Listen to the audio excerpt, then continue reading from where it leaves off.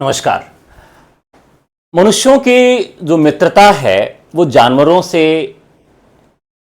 एक अरसे से है। सदियां बीत गई, युग बीत गए, लेकिन हमारी उनकी मित्रता चली आ रही है। हम उन पर निर्भर हैं, वो हम पर निर्भर हैं। वेगन एक शब्द आया है जिसमें लोग जानवरों से निकले हुए दूध का सेवन नहीं करते हैं। उसके पीछे का एक कारण यह है कि वो लैक्टोज को नहीं पचा पाते हैं या उनके लिए स्वास्थ्य पूर्ण ढंग से वो कार्य नहीं करता है, जिसकी वजह से एक ऐसा वर्ग उत्पन्न हो रहा है जो वेगन है। और कुछ लोग इसे धर्म से भी जोड़ के मानते हैं कि हम अत्याचार कर रहे हैं, बलपूर्वक उनसे दूध को निकालकर, और उनका हम शोषण कर रहे हैं। दोनों बातें साथ साथ आ रही हैं।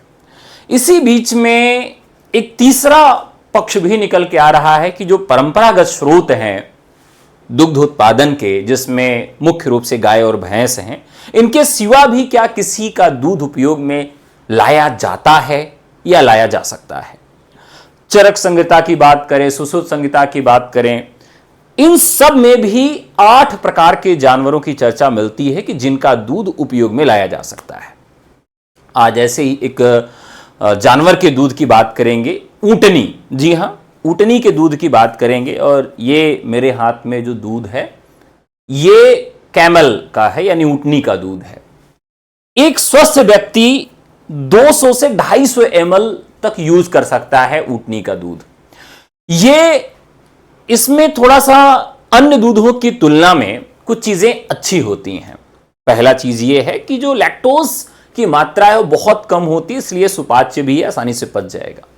लीवर के लिए बहुत अच्छा होता है। आप ये समझिए कि लीवर को साफ करने का काम भी ये करता है।